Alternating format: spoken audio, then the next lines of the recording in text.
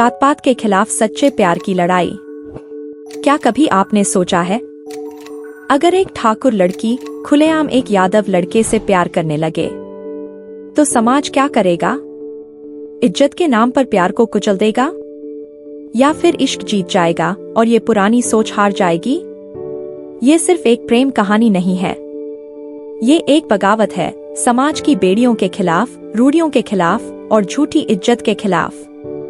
कहानी की पूरी सच्चाई जानने के लिए अंत तक देखें और हमारे चैनल कहानियों का सफर को सब्सक्राइब करें। बिलौरी कस्बे की गलियों में सुबह की किरणें जब कच्चे मकानों की दीवारों पर पड़ती तो वहां के बच्चे मिट्टी में खेलने के लिए दौड़ पड़ते। लेकिन उसी कस्बे के एक कोने में बना था एक आलीशान हवेलीनुमा घर, ठाकुर राजवीर सिंह का।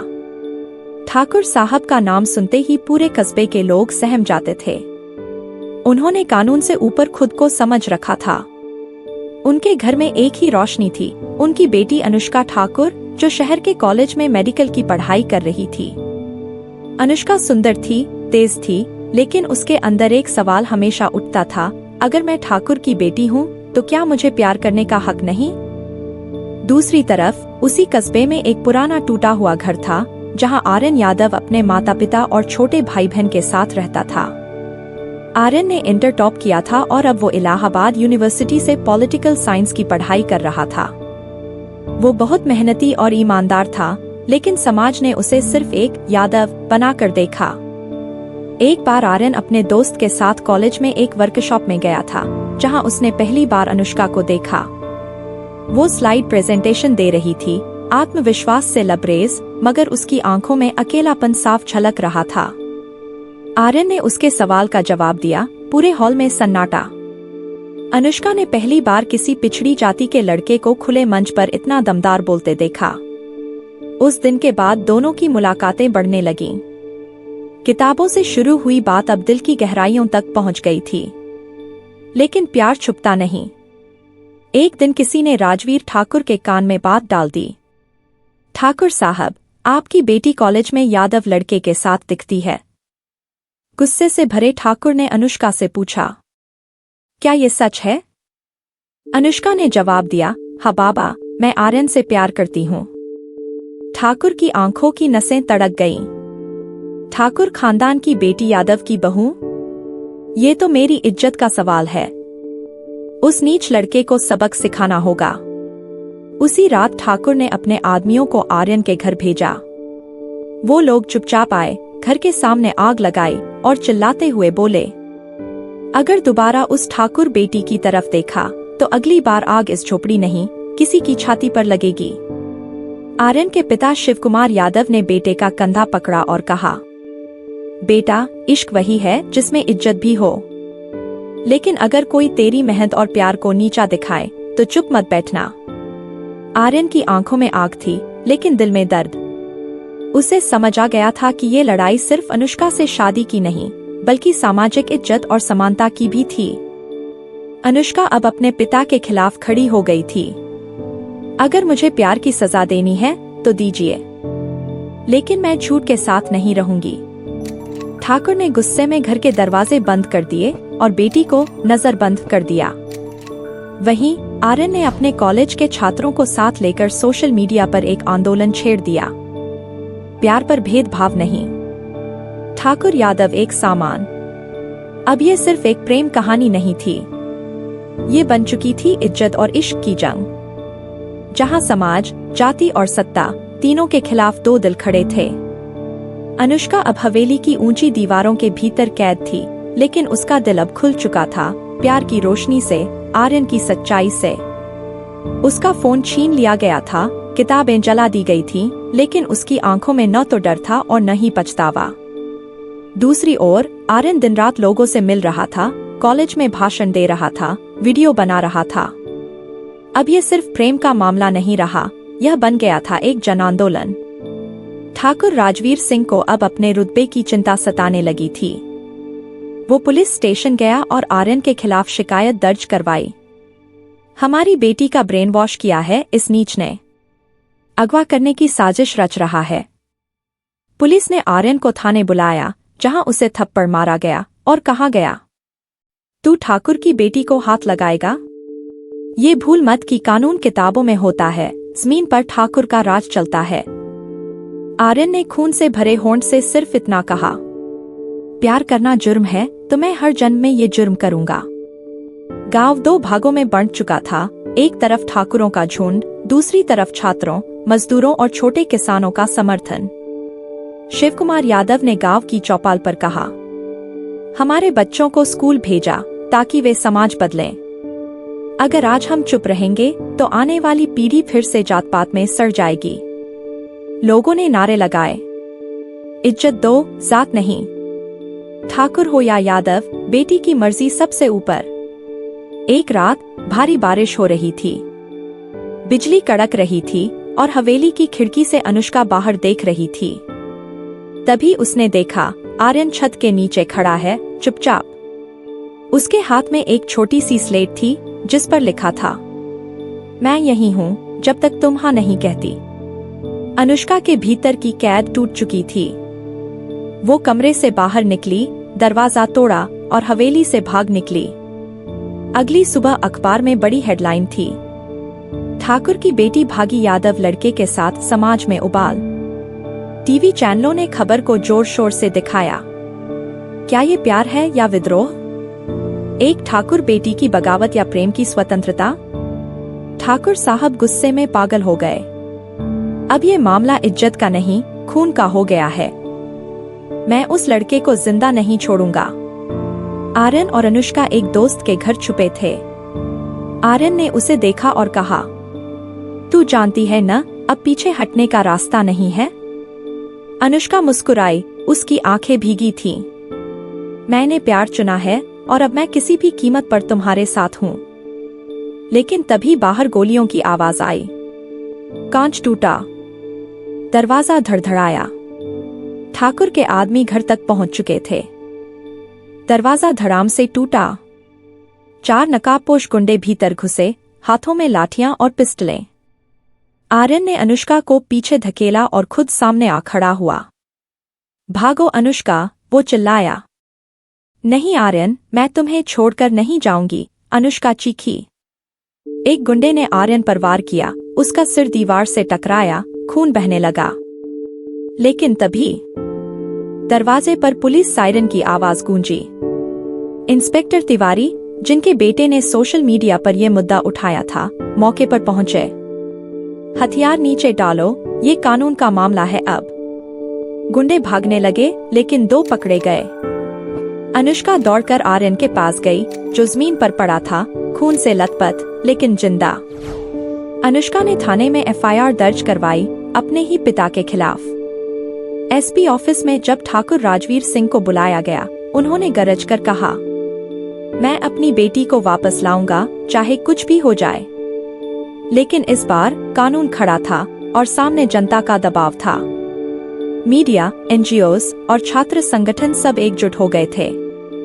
मामला कोर्ट तक पहुंचा। ठाकुर पक्ष ने दावा किया, अनुष्का नाबालिग है, उसका अपहरण हुआ है।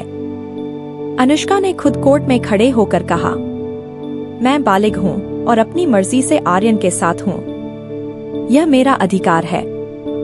जज ने पूछा, क्या आपको कोई धमकी या दबाव है?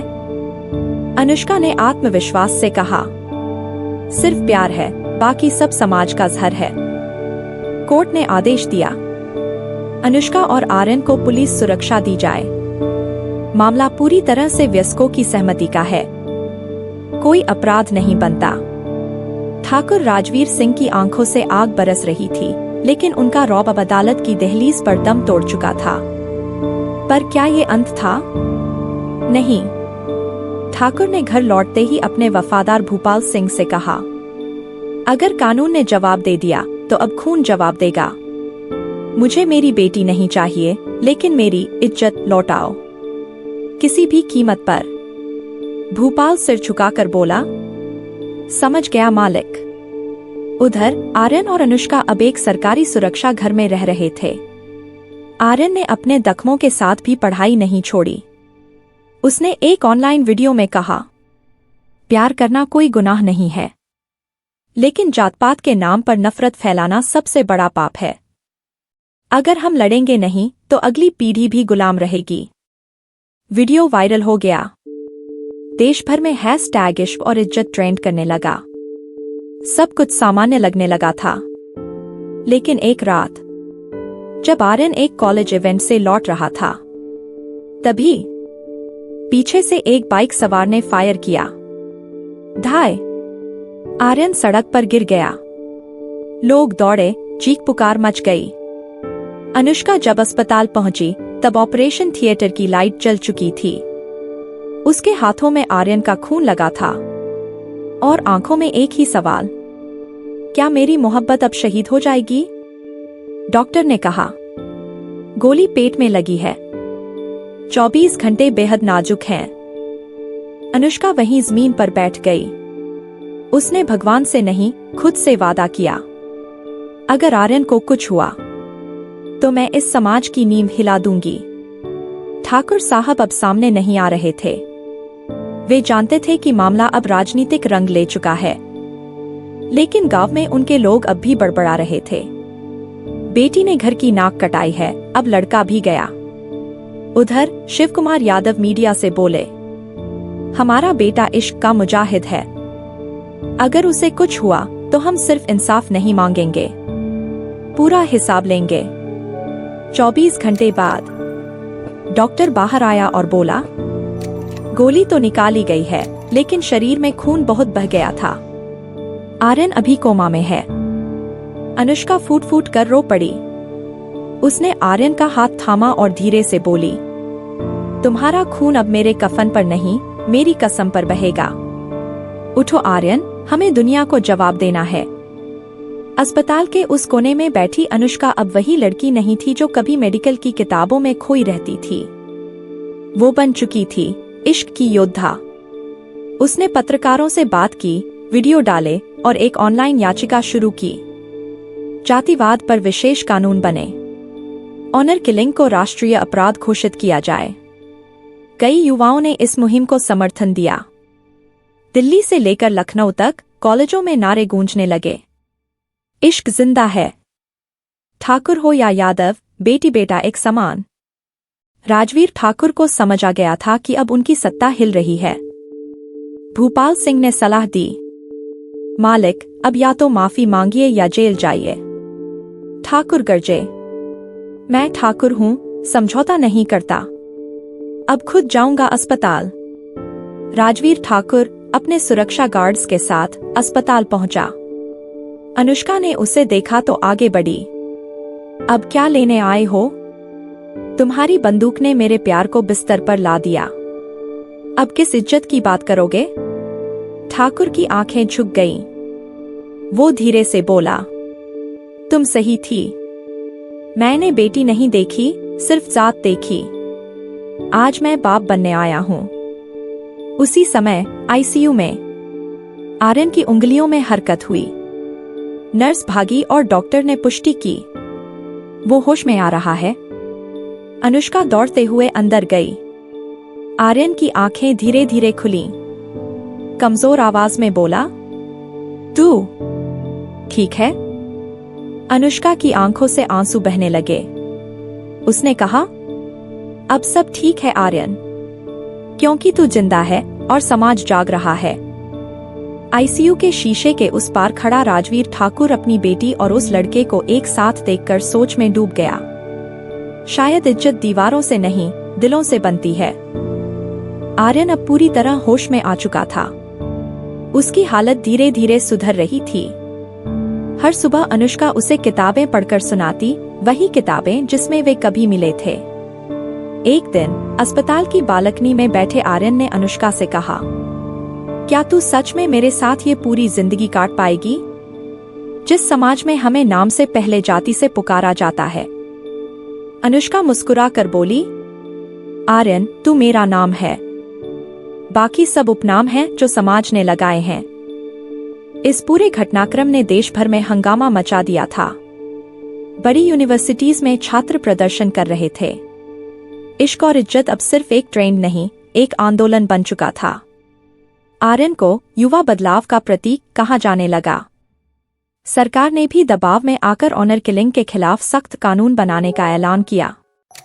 ठाकुर राजवीर सिंह ने पहली बार अपने गांव में सबके सामने कहा, आज मैं मानता हूँ जाति से बड़ा कुछ है, वो है इंसानियत। मेरी बेटी ने मुझे पिता बनाया और उस लड़के ने मुझे आदमी। पूरा चौपाल सन्न था। फिर एक बुजुर्ग यादव बोले, ठाकुर साहब, आज आप सिर झुकाकर नहीं, सिर उठाकर जा रहे हैं। कुछ महीने बाद एक सामान्य साधारण से पंडाल में, ना कोई ऊंची छत, ना शोफ, लेकिन वहां मौजूद था प्यार, बराबरी और समाज का नया चेहरा। आर्यन और अनुष्का की शादी संपन्न हुई। मंडप में सिर्फ रिश्तेदार नहीं, बल्कि वे लोग थे जो जात-पात के खिलाफ लड़े थे, छात्र, मजदूर, पत्रकार, सामाजिक कार्यकर्ता। दुल्हन के कन्यादान में ठाकुर साहब और शिव कुमार यादव दोनों साथ खड़े हुए। शादी के बाद आर्यन ने एक बड़ा फैसला लिया, मैं राजनीति में जाऊंगा, लेकिन जाति की राजनीति नहीं करूंगा, मैं इंसानियत की राजनीति करूंगा। अनुष्का ने एक एनजीओ खोला, इश्क फाउंडेशन, जहां जात-पात से लड़ रहे प्रेमियों को कानूनी और भावनात्मक सहायता दी जाती थी। एक साल बाद आर्यन एक कॉलेज फंक्शन में स्पीच दे रहा था। कभी एक लड़का था जो किताबें पढ़ता था और एक लड़की थी जो सपने देखती थी। समाज ने उन्हें तोड़ना चाहा, लेकिन उन्होंने समाज को ही बदल दिया। तालियों की गड़गड़ाहट से पूरा हॉल गूंज उठा। बाहर एक पोस्टर लगा था, जात नहीं, जज्बात देखो। इज्जत दीवारों से नहीं, दिलों से मिलती है। इश्क अगर सच्चा हो तो वो सिर्फ दिल नहीं, पूरा समाज बदल सकता है। सिर्फ दीवारें तोड़ना काफी नहीं, सोच बदलना जरूरी है। और ये सोच हम सबके छोटे छोटे फैसलों से बदलती है। जब आप प्यार को, समानता को और इज्जत को एक साथ देखना सीखते हैं, तभी समाज आगे बढ़ता है। आपको ये कहानी कैसी लगी? क्या आपको लगता है कि आज के समय में भी जात-पात प्यार से बड़ी रुकावट है? क्या आपने या आपके किसी जानने वाले ने ऐसी दीवारों का सामना किया है? नीचे कमेंट करें, आपकी सोच हमारे लिए मायने रखती है। शायद आपकी कहानी किसी और की हिम्मत बन जाए। अगर ये कहानी पसंद आई हो तो इसे लाइक करें और अपने दोस्तों को शेयर जरूर करें। और हमारे चैनल कहानियों का सफर को सब्सक्राइब करें। मिलते हैं फिर एक नई कहानी के साथ। तब तक के लिए जय हिंद, जय भारत।